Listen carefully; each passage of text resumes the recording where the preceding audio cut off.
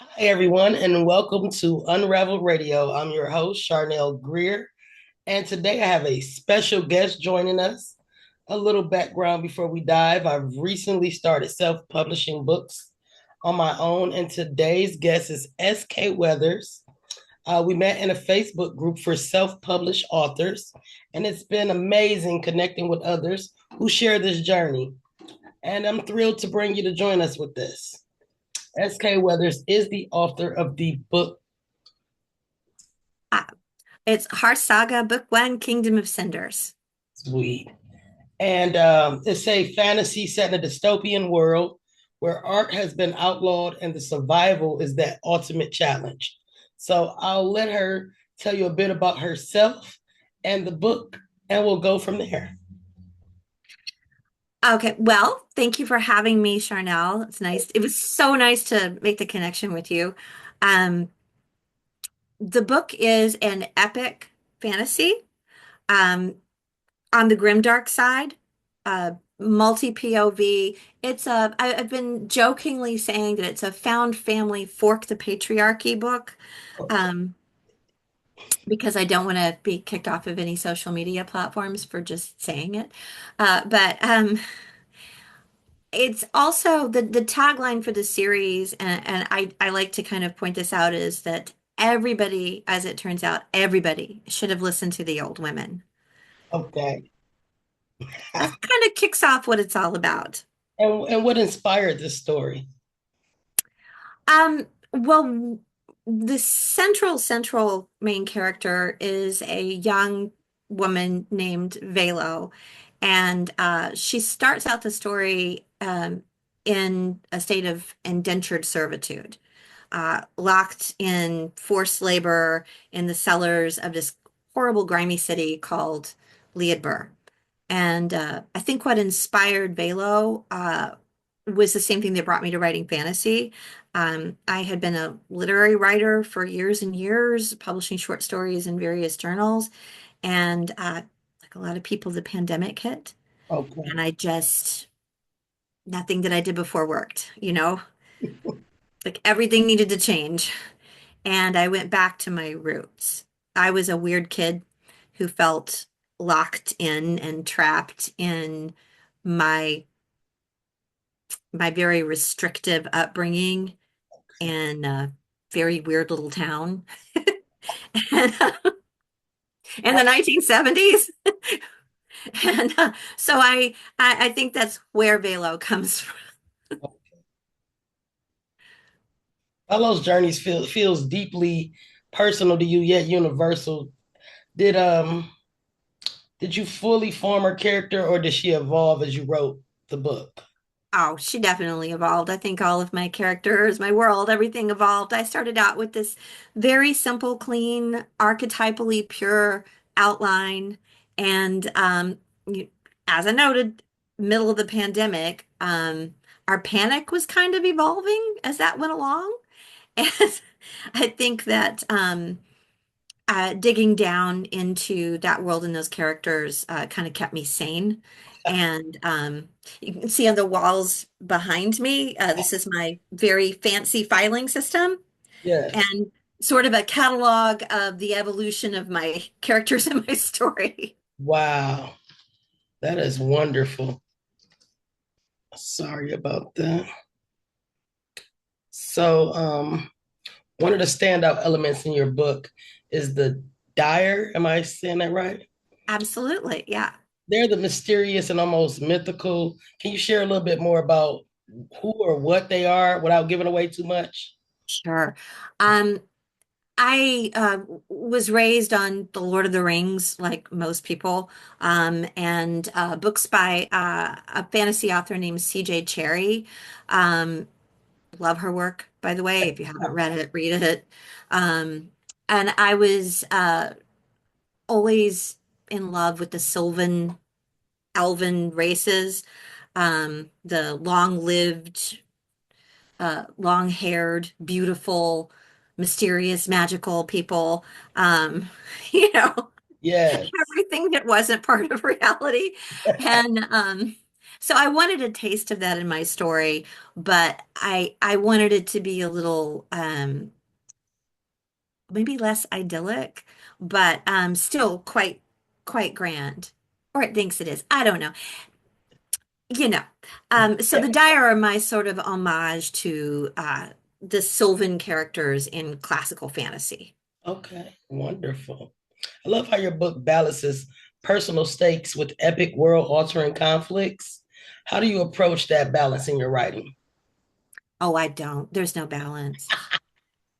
Say it, take it how you I don't know. I don't know. I figure if I'm laughing or crying or on the verge of a nervous breakdown, if I'm eating nervously as I write so that I stand up 5 pounds heavier than when I sat down, say works.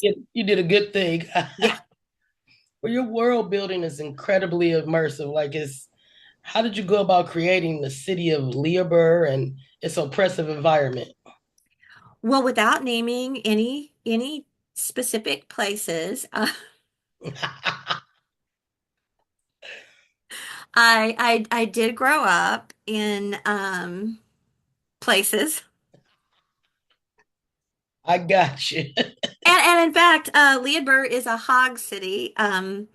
Lots of hogs, and I definitely drew from one of my uncles worked at a hog farm. I guess you could call it. It was a hog factory. Okay, Okay, like a it's a process. factory. There's no farm. You think grass is fences? Nope. It was a factory. It was all concrete, all Oh, mechanized. He worked up in a control tower, and I did go one time, and I saw that as a child. Which nope, nope, nope. No child should see that. oh, And I definitely drew from that in writing about Leadbur. wow, that's cool. That's how you took something that wasn't quite the best memory and turned it into something magical in this book. As Well, yeah, that's that. I think that's fantasy for you. It helps you filter the rough stuff into something more connective. that's true. As a self-published author, what has your journey been like for you, or any advice on how others can consider taking a leap into self-publishing? Yeah, loads. But just tip of the iceberg.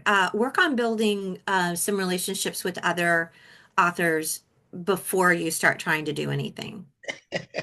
You got to know somebody so that when something goes terribly wrong and some website says, "I'm sorry, your book does not appear," whatever, you have somebody you can quickly message and go, "What the hell?"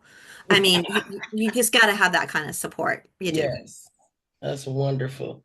So far, how's it been like your platforms and where you have the book besides Amazon? Uh, it's it's good. It's time consuming. I think that a lot of stuff on the internet, a lot of information on the internet makes it seem like you're going to publish and it's going to be available like that. That is extremely variable, and first-time authors should be aware that even if you've published before and it only took 4 days, next time it may take 4 weeks or 3 months. Wow. Yeah, I've been lucky in that aspect.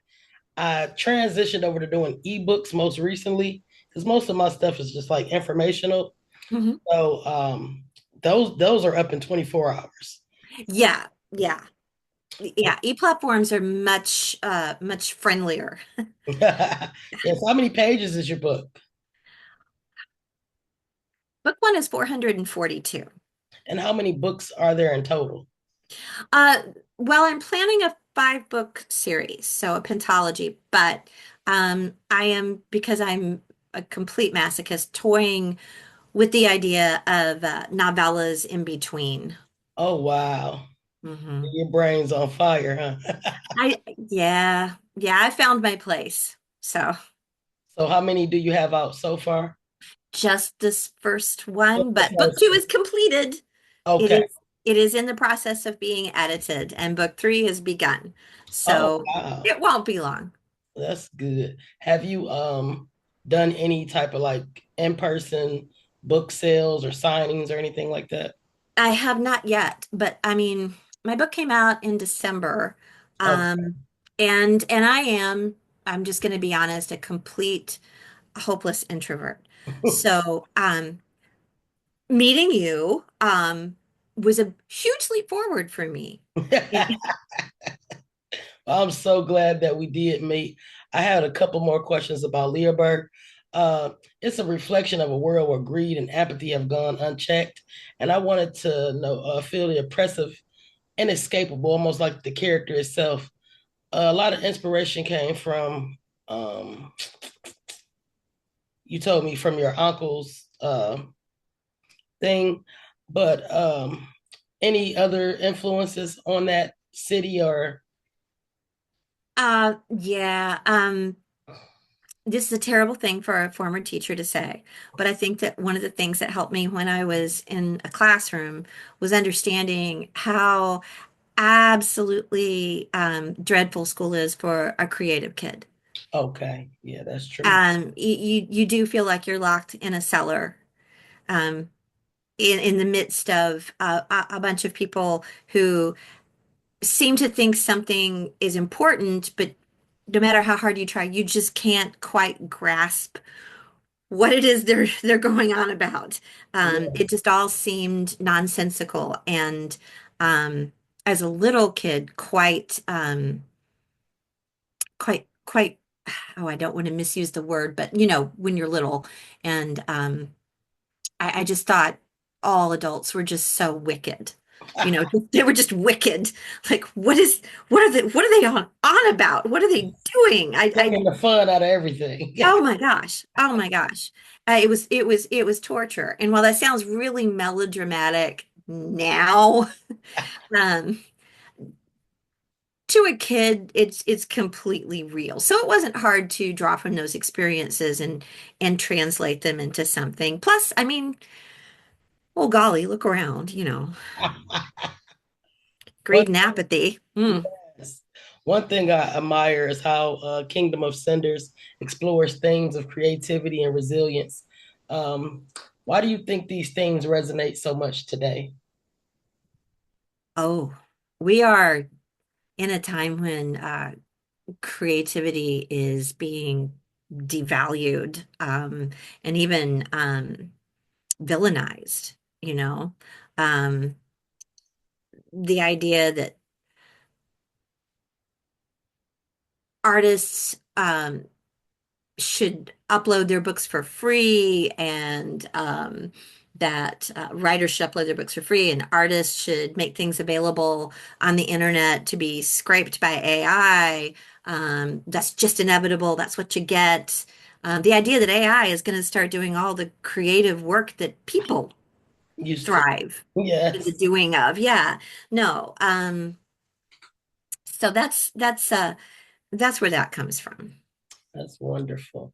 You've given us some great advice for us with the uploading the books and time frames differing, and just overall really glad to meet you. I can't wait to read the book in more detail. I skimmed it from what you sent me. It's just been a really busy week, Oh and yeah. I'd love to have you on again once you get some more uh, series going. We're always here at Unravel Radio to, you know, keep exploring more and more about what you have to offer. Any closing words for us?